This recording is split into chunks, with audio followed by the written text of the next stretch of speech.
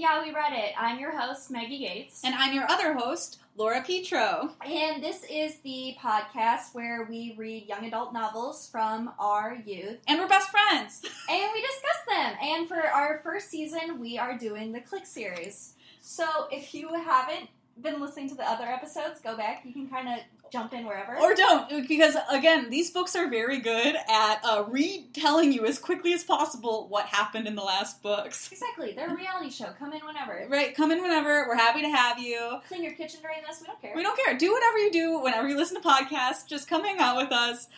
This episode we read Clique book number 4, Invasion of the Boy Snatchers. And misleading, because there's really only one boy snatcher. But it kind of turns out there could be a twist. Oh, you're right. I thought about that as I was saying it, but we'll get to that because that is a very big thing that happens at the end of this book. Yes, so where we left off on the third book, Revenge of the Wannabes, Claire was potentially leaving to move to Chicago. Mm-hmm. But everybody was friends again. Yeah, it was Christmas. Everyone seemed like really happy. Massie was flirting with Darrington. Cam and Claire were like a thing. Yeah, it was a big deal. That book ended the most happy. Yeah. So far, the ones we've read. Except for, like, the Claire movie thing. That was, like, the, everything's happy. Or is it? Claire's gonna move to Chicago. Yeah, they needed a cliffhanger, so you wanted to keep reading, but I did feel good finishing that one. It felt like a good ending, but they really, like, threw, like, that element of Claire moving away very quickly. So quickly. Like, it was almost like that's gonna be what this book is about, and they're, like, 20 pages in, Claire isn't moving anymore. No, they found a solution very fast. Yeah. So Massie and Claire come back. They went on a ski vacation to Aspen, and Claire's about to get the big news, and Massie is nervous, and that's how we start off this book. Yeah. And so they are going to dinner, the Lions in the Blocks, and Jay is about to drop this news to Claire that they are moving to Chicago. Yeah, and again, they really just, they fix it. Like, the bottom line is they fix it. I don't think we need to spend that much time talking about it. Oh, no. Because it gets fixed so quickly. It's fixed so quickly. It's laughable how, like, easily this is fixed. Todd and Claire throw a fit, and then they go home, and Jay and William talk till 2 a.m. You know what? Something that did bother me about this book, and what? we didn't even talk about it in the last episode, is there are these things that Alicia and Olivia got from Teen People. They're called Dixons, and they're like mesh tubes that you wear around clothes. And then at the end of the third book, you find out that was just trash. And at the beginning of this book, it talks about how Massie has 3 mesh-colored Dixons tied around her mannequin. And it's just like, did you just make that a thing again? I saw a note in your book, and you said, are these made up? And I didn't look at it, but are Dixons not a real thing? They're not a real thing. I don't think so. That's really funny. And but that made me so mad, where it was just like, if she made a point in the last book to be like, these are trash. And in this book, they were just a thing again. Who knows? By the beginning of the book, we see. We've been reading these in order, so you can't cheat us with, like, the 9 months in between book releases. Absolutely not. By the beginning, though, she had found 37 ways to wear it. You know, and who fucking cares? Who knows? Because the main thing this book becomes about is that Alicia's cousin, Nina, who's a year older than the Pretty Committee, is coming to town. And she's from Spain. Did I say that? I don't remember. I don't know, but boy, does Lacey say it.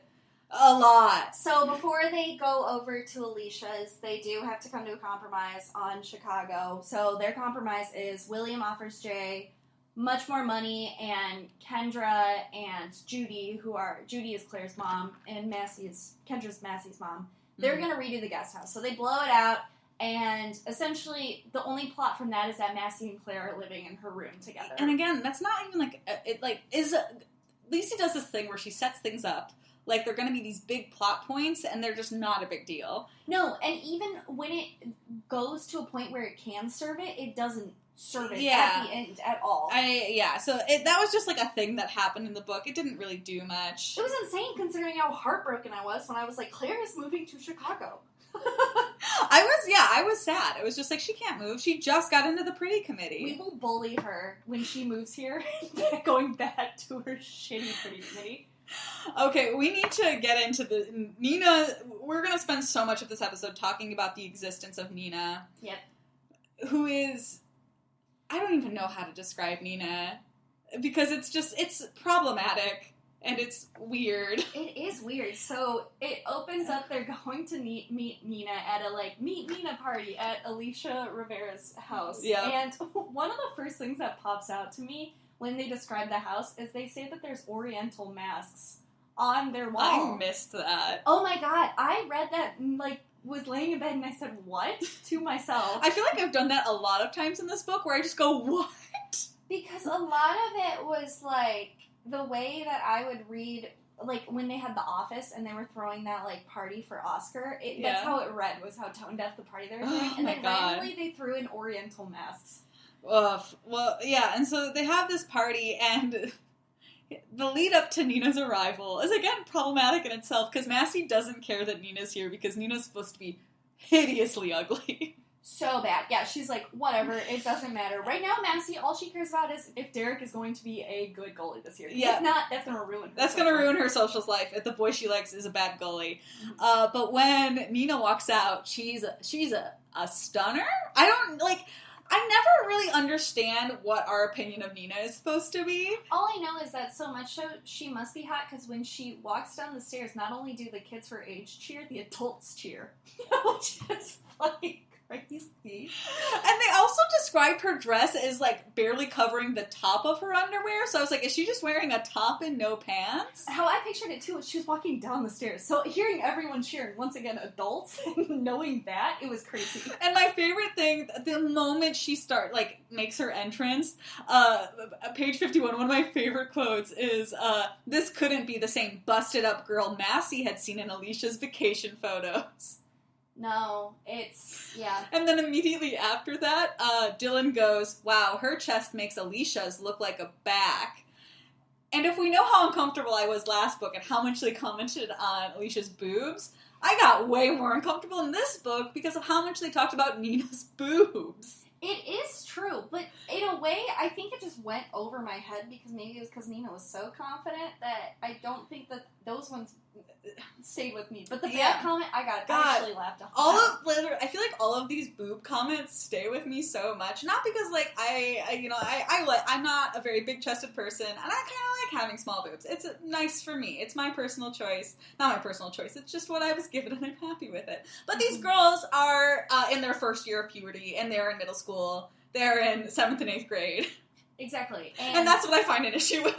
I can't imagine having that be a focal point not only as an author, but having that pressure on you as a middle schooler. That would suck. Oh my god, right? I don't know. Oh my gosh. And so the main thing that happens in this book is Alicia has to bring Nina around all of the time, mm-hmm. and Massie hates it.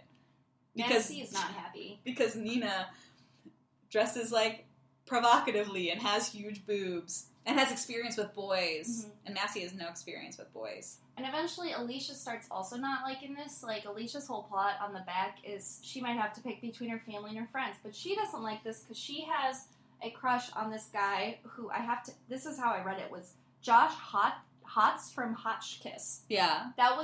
He was from Hotchkiss, which was his old school. Yeah. His last name's Hotz. I was like, is she trying to drive the point home that he's hot?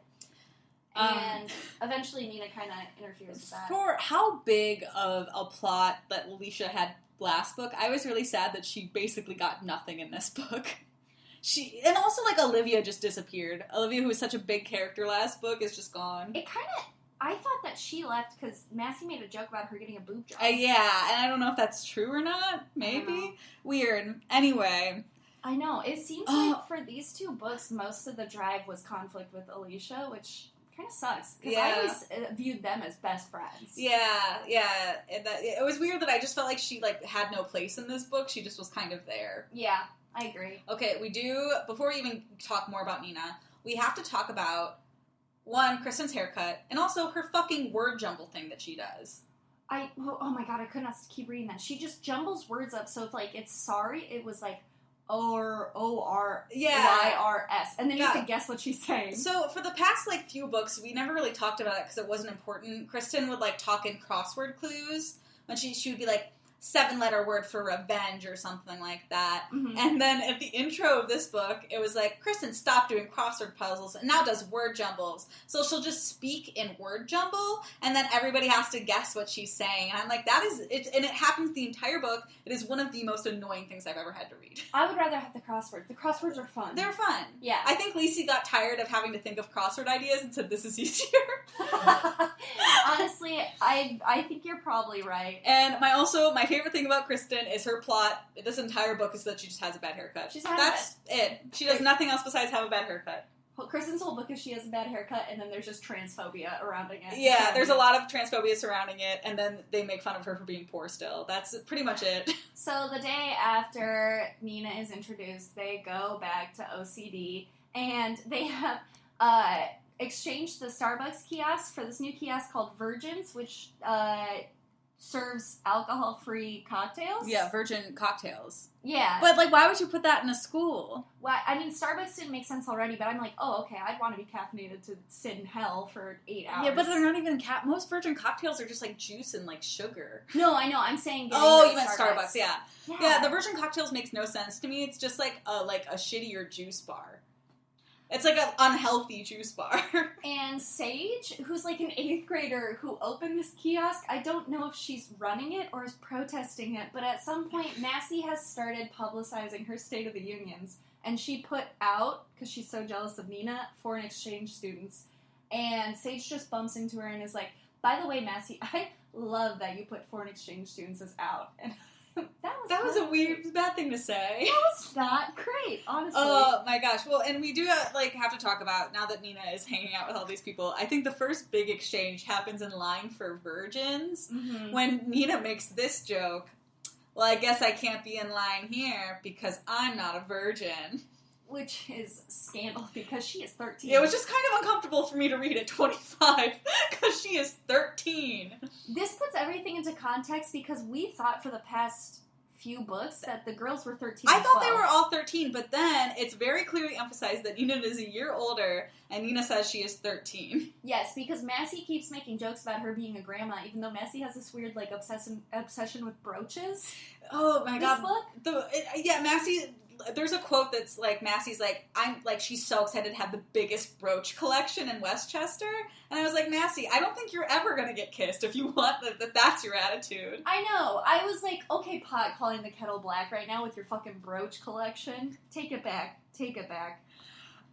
Something else that happens in this book is, there's a lot of transphobia surrounding Kristen. There's a lot of, I'm going to say it, a lot of queer vibes with a lot of Lane's actions this book.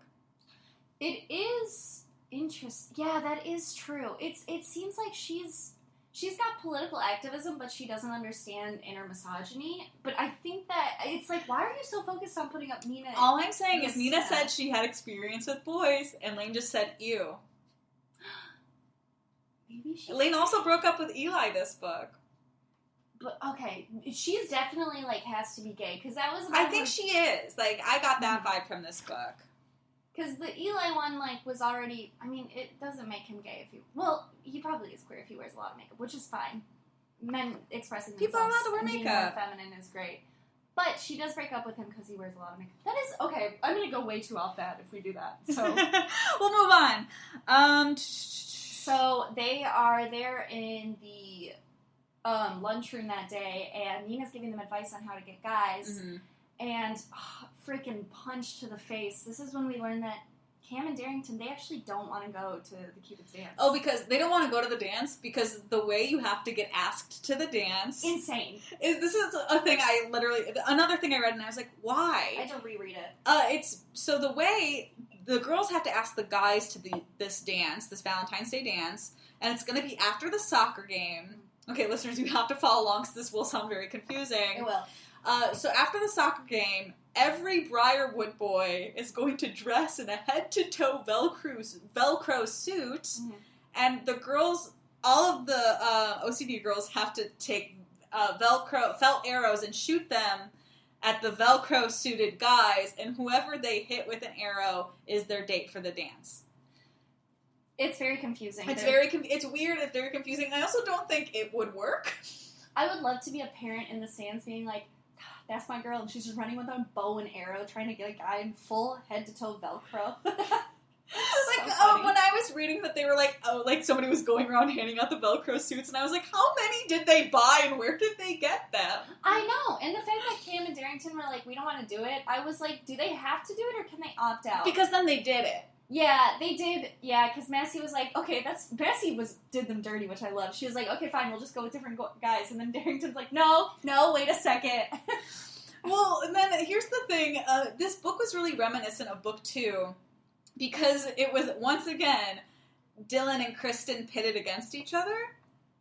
Yeah. Because in book 2, we remember that they were fighting over Darrington at the time. And then they just let go of him, and now Massie has him, which I still don't understand. Still weird. But now they're, vying for Nina's attention, because Nina just starts this stupid bet where she'll give whoever can kiss a boy first 3 pairs of thigh-high boots.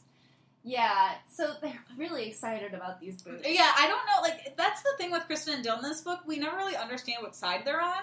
Because, sometimes they hate Nina, and then they get, really excited about these boots. Mm-hmm. And then they hate the boots, but then they love the boots. I don't know. So they make this pact at one of Massie's Friday night sleepovers, which she emphasizes, do not bring Nina, but Nina's kind of forced on Alicia. And that's when they get the boot pact start going. And then that's kind of when the sides split.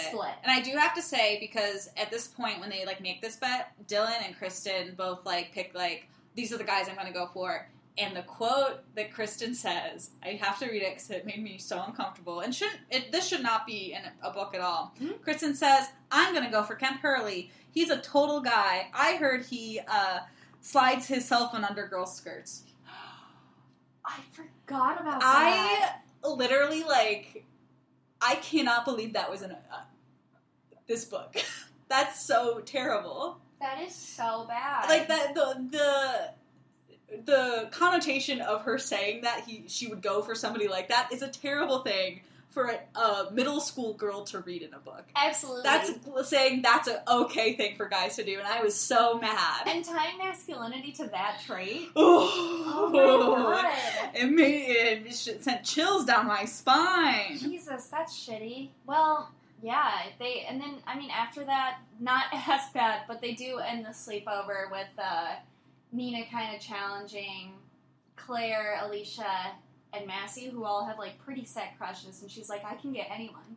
I can get Cam, Josh, or Darrington. Yeah, Nina's being, unnecessary. Nina, starts off catty, and Massie's also, they're both catty. You never empathize with any of them. Yeah. And Nina is a boy snatcher. She wants to snatch all the boys. Hence, Invasion of the Boy Snatchers. Oh my God. I just got it. She also does, plop down on Massie's bed, and if someone did that at my sleepover and was like, you can sleep on your own ground, I'm 13.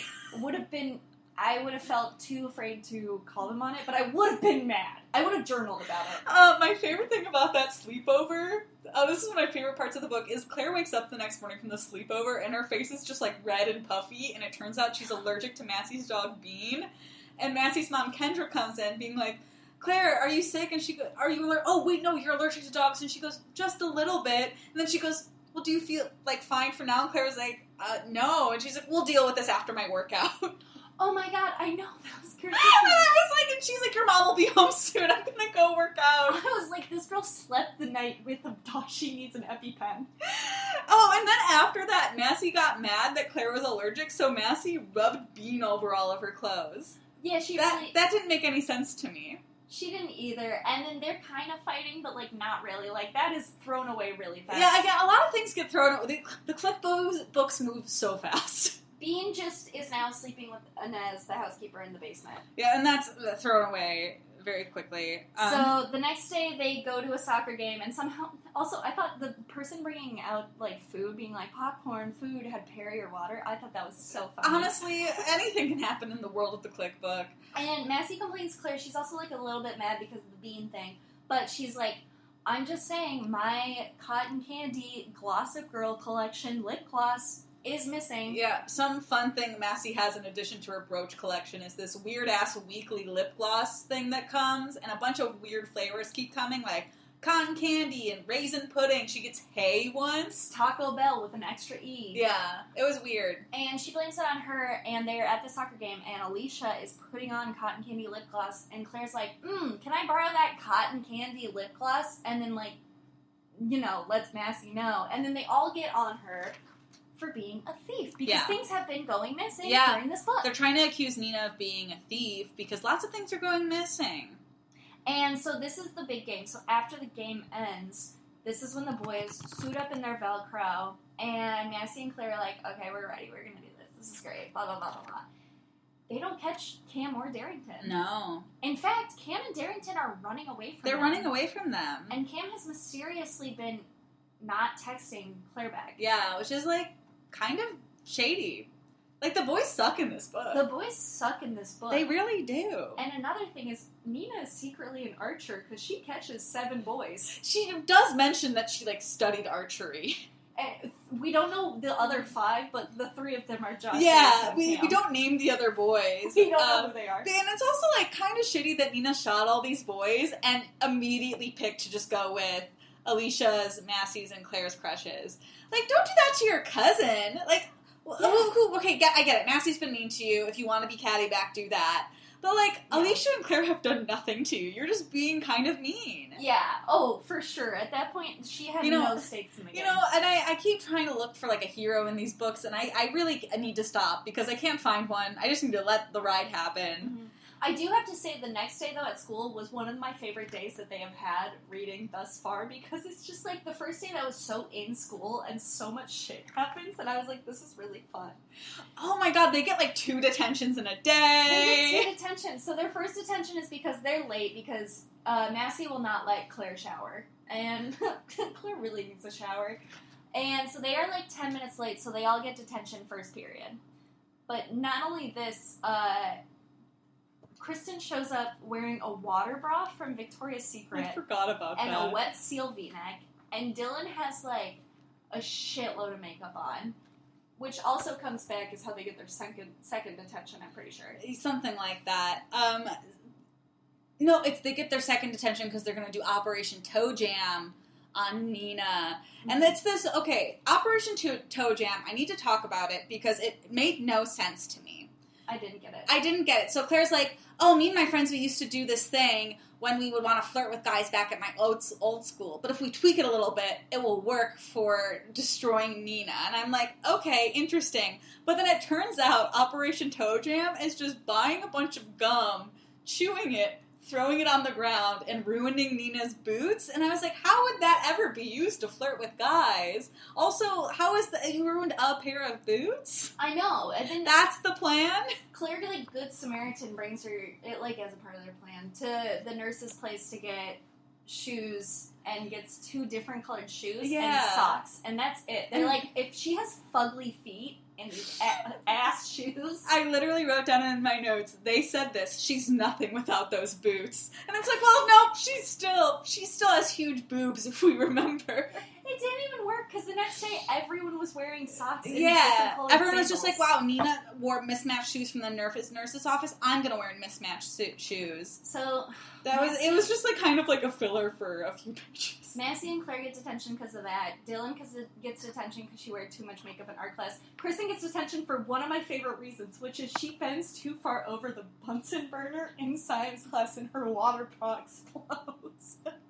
Honestly, that is one of my favorite things I've ever read in Clique. I thought that was my favorite. That's so funny. And honestly, Kristen's really exploring her gender in this book, and I love that. Whether she knows it or not. I don't think Lisi wrote it as, like, Kristen's exploring her gender, because later at the end of the book, she gets to go play soccer with the boys. Mm-hmm. And I was just like, Kristen's really doing it all, and I really do love that. I was really upset because I just remembered, as a non-binary person, I really wanted to put on one of my huge bras and record this episode in it, but I totally forgot until now. Damn it. We'll do another one soon. Perfect. I love it. So after that, they're like, damn it, Claire, you dumbass, your toe jam plan didn't work. Let's just go to the mall. And then Claire's like, wait, no, I actually have an idea that's gonna work, because earlier she found some of her little brother Todd's spy gear. And we don't know how he got it. We do not know how he got the spy gear. We do not know, because this actually sounds like legitimate. He probably needed access to an internet and a credit card, which his family does not have. And he put spy gear in Massie's bathroom. So. Problematic. Very problematic. Not even in, like, a funny, cute way. Just problematic. No, absolutely not in a funny, cute way. But they decided that they will use Todd's spy gear and put it on Nina's purse to catch her red-handed in everything she's been stealing. Yeah, because they're, like, convinced Nina has to be the thief. Yes. And Alicia had a newscast that was just, like, a list of everything everyone has had gone missing in the school. Yeah. And again, I feel like the thief plotline wasn't really thought out. It was just kind of like suddenly introduced and then fully realized that Nina was the thief. It didn't really make any sense. It didn't make any sense. It was very confusing because they eventually get like proof that Nina was the thief by sneaking into the Briarwood boys' locker room where they find Kristen's pink lock. Yep. And they know the digits on it because it's David Beckham's birthday. Yep. And then it turns out it's Josh Haas's locker. I didn't get that. I was so confused. And then there was just a bag of all the stolen stuff in there, but also his stuff. And it was just like, boys are stupid. He would never notice this giant bag of missing stuff in his locker. And I was like, I think he would. I just don't get at what point. I know that Nina said that Cameron Darrington gave her, like, a private tour of the boys' locker room, which why? But, like, also, she would have had to been in the boys' locker room that day, accidentally dropped the spy gear that they put on her purse, and then also be at OCD that same time. Yeah. A lot of things weren't well thought out in this book. This is us saying that we have become detectives. Honestly, there was a mystery in this book, and it was like, why did any of this happen? Don't worry, we read it, audience. We read it, and we are going to figure this out. We are on this. So Nina does take all three of those guys to the dance, which I thought was hilarious. That was insane. That was wild. I distinctly remember what she was wearing, which was like a gold sequin top, gold like strappy sandals, and black. I don't know how they were, but they were like see-through pants. And I was like, this girl, once again, is 13. At the dance, she is wearing this. Do we want to bring up the curse? Because I feel that we should talk about just like this dance just goes haywire. Because like Alicia goes to this podium, she busts Nina for all the stuff that she stole, and like has it on a silver tray, and then she dumps all of that stuff over Nina, which I was like, that would be so painful. Like Nina stole like a hair crimper and like other big items, and Alicia dumps them on top of her. Yeah, they really went off on Nina. And then everybody got so mad that they just charged at her. They charged at her. Principal Burns tried to break it up, and he got involved in it too. Prior to this, though, she's at like a disadvantage because Tiny Nathan, who is Todd's friend, takes one of her heels and like saws off half of it, so she's gonna trip. She just keeps falling all over the place. This dance just turns wild, and then there's a bomb threat. Josh Hodge threatens a bomb threat, but it turns out Dylan just had the flu and was talking about her mom, but it sounded like she was saying a bomb. And then Josh was just like, there's a bomb threat, and then Kristen gets arrested for it. And then everything's fine. That's thrown away very quickly. Something that I didn't know, because Dylan's whole plot line this book was that she had the flu. Yeah. Why did they never just think about giving her cup to Nina and giving her the flu? I don't know. That would have been the easiest thing. Well, yeah, and I think it would have been less crazy then. It would have been less insane. That whole plot line of, like, them and trying to figure out who was going to win the... Also, why were they giving out, like, a Cupid Heart trophy Valentine? I don't know. At the Cupid dance. They were giving like this award for like cutest couple, but it was like, why are you giving out cutest couple who like got Velcro suited together? Like that's weird. It made no sense. It made absolutely no sense. Also, Alicia riding in on like a horse and carriage to announce it. Wild. Literally once Nina is busted, like the next day Alicia's like, yep, she's on a plane to Spain right now. And I was like, that wrapped up real quick. It wrapped up very fast. It was just very quick, and then they're at the championship soccer game. But here's where we figure out why the boys haven't been talking to the girls, and it makes no sense, and it's very thinly veiled, where I'm like, I still am like, fuck men. But Nina wrote down a Spanish spell and gave it to Josh, which she put in his locker and told the boys that if they play the finals and they don't abide by this Spanish spell, they will lose to Grayson, who is the rival team. And the spell was you're just supposed to use it 1 week before the game, and the Tummy Hawks will win the finals, which I guess is I don't think we mentioned that, like, Nina's accent is written phonetically in all of her speech. Oh, I didn't even know what their mascot was, so I was like, that's okay, whatever those are. Oh, like, anytime Nina talks, like, her, like, accent on things is written out phonetically, which is a little iffy. Mm-hmm. And the whole thing is, if you tell anyone where you got it or why you're using it, the spell will turn into a curse. So they didn't have to just completely stop talking to them. They just couldn't talk about the spell. I think it's where Darrington reveals that Nina told them a different secret, like a different part of the curse. Oh. But, like, that's never really, like, fully announced. It just wasn't pitched enough.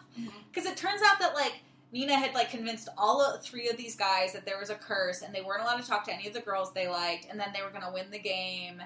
And that's the reason Darrington, Cam, and Josh have been ignoring Alicia, Massie, and Claire, which was just stupid.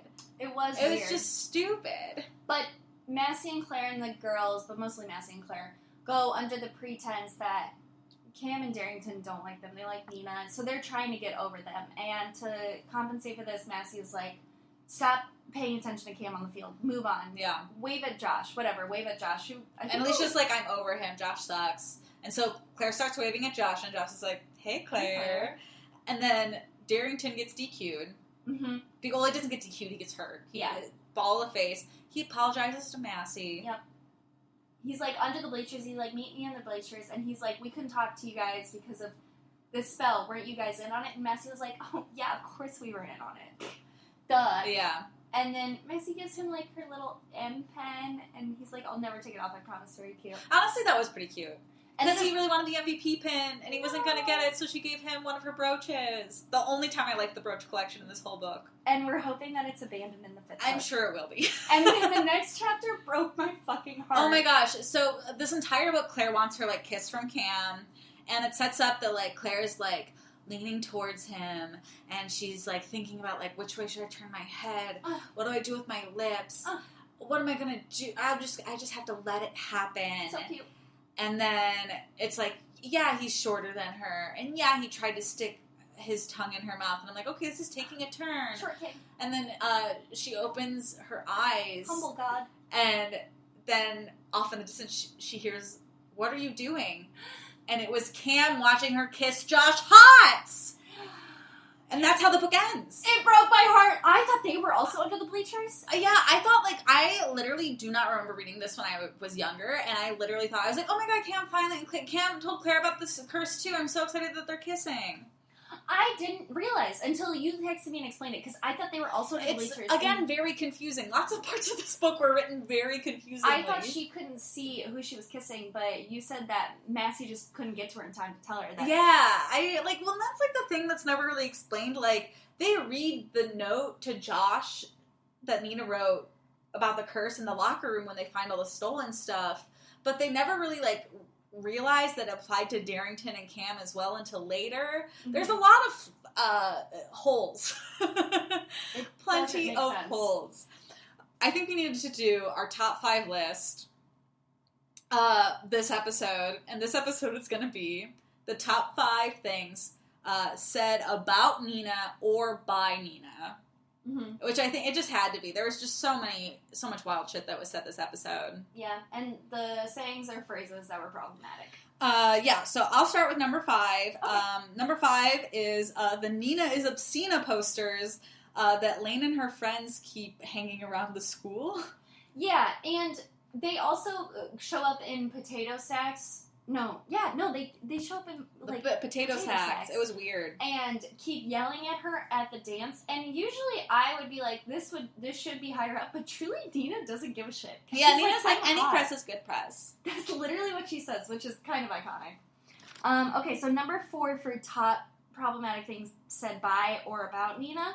We're going to have to say that one is Nina telling Claire to cut her bangs so she looks helpless. Yeah, the quote is on page 71. Nina says, Claire, you should cut, she says, it's about keeping your bangs long. It's because it says, stay by my side. I can't see with all this hair in my eyes. I may need your help crossing the road. And guys love when girls are helpless. Wow. Okay, that's not the reason why bangs look hot. I've had bangs, short bangs, but like when they're right on your eyebrows, they look hot. And I don't look helpless, I look intelligent. So, joke's on you, Nina. Meg, tell us number 3. Okay, number 3 easily is, oh my god, I forgot about this. So, they got banned, I don't know if you know this, in the Halloween book for their outfits, and there was that whole fiasco about the OCD, maybe they're gonna have outfits, dress code, so they're like big on dress code there. And Nina shows up on the first day wearing super low-rise jeans and a leather jacket that didn't even cover her ribs. And she gets away with it to Principal Burns by being like, oh, this is a part of my Spanish culture. That was insane. That was really funny. And then, like, Nina's just allowed to wear, like, no clothes the rest of the book to school. It's very... It is. It's a lot. But, again, Christy gets detention for her water bra. Yep. As she should. No, I'm kidding. Number 2 is this quote that was just freaking wild to me. Okay, again, about Nina. Throughout the game, guys kept offering her their coats, but she swore that she was a hot-blooded animal and didn't need them. Then she would growl. Oh, God. That's also just such a, like, stereotype about, like, Spanish women. It is. That was hot-blooded just really problematic. and, like, romantic. And when you think about how aggressive men are in that culture, why are we perpetuating this? Yep. Ah, gross. And then, of course, number 1, we did kind of discuss it a little bit earlier, but definitely when Nina said that she can't shop at Virgins because she is not a virgin. Yeah, literally just, number 1 has to be the entire sexualization of Nina.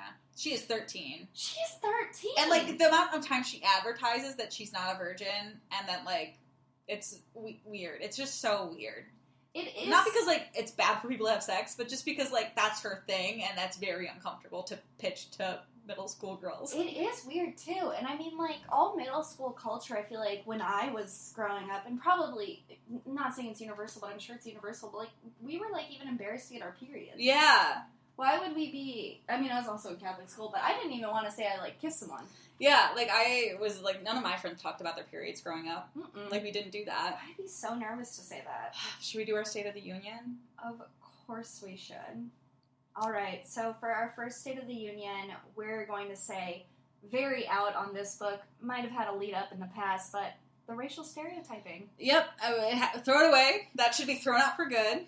That's going to be a permanent out. I think we had one of those last book, too. Permanent out is racial stereotypes. Permanent in is inclusivity. Always, you know, we don't care about your sexuality, your race, your gender, what country you're from. We gotta include it. We love it all. We gotta include it, because that is on visibility. That's on visibility. We gotta. Yes. Everybody should be seen, and everybody should feel safe and comfortable in their identity, and that's what's up. Exactly.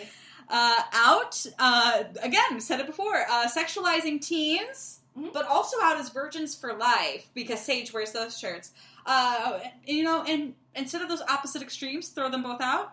And we're gonna not talk about 12-year-olds having sex. No, and, like, if we have to, maybe teach them safe sex. And that's what's in, too. We're gonna teach them about safe sex. Coming from abstinence-only education, let's teach them about safe sex. Safe sex is cool. That's what we need. Teach, you know, young kids about safe sex before they start having sex. That's the thing. That's what we need to do. And our final in-out State of the Union, we're going to have a big out on this one. Big outs on this one. Okay, let's do it. Massie's brooch collection. Massie's lip gloss subscription. Massie's hair crimper. Massie was not fashion forward in this book at all. No. All of it, that needs to go. If I got chapstick or whatever that said Glossip Girl collection. Ugh. Who even wears lip gloss? I would yeet it out the window. I don't know anybody who wears lip gloss. It's either lipstick or you wear chapstick. That's it. You don't do anything else. Definitely, audience, what we're looking forward to in the next 5th book is our last in of the State of the Union, and we're hoping better fashion choices. Literally any other fashion choice. That's what we're hoping for. That's what our big in for this next book is. I do not know what will happen in this next book. I need Cam and Claire to be together again. Oh my gosh. I feel like we're going to get teased about it, but who knows? My depression is at a peak high right now. I want these 12-year-olds to kiss. It's so funny because I always do. That's so funny. Oh, man. Is there anything else we need to say about this book before we leave? I don't think so. Oh, man. Spells should have been out, too. Yeah, that was weird. Spells are out. Don't unless you actually are into witchcraft, then that's cool. They're like borderlines on like stereotyping gypsy culture, and that's also bad. And so don't do that either. But yeah, that was Invasion of the Boy Snatchers, and we said this in the beginning. The second Boy Snatcher becomes Claire because she kind of stole Josh from Alicia. That's what's up. Yes, that was what we were teasing. Yeah, we teased that, and I'm glad I brought it up before the end of this episode. Me too. They would have been wondering. Well, we'll see everybody for book number 5 in the Clique book. I think it's called The Pretty Committee Strikes Back. Yes, you're right. We'll see you for that one. I can't wait. I'm excited. All right. Don't forget to follow us at Meggie and Laura on Instagram. And this is a episode that has been produced as a part of the social network? The Social Podcast Network. Yes, you got it. Woohoo! Okay. And there's all sorts of other good and cool podcasts on there, and you should be listening to all of those as well. And again, we are Meggie and Laura, and we will see you for book 5. Bye. Bye.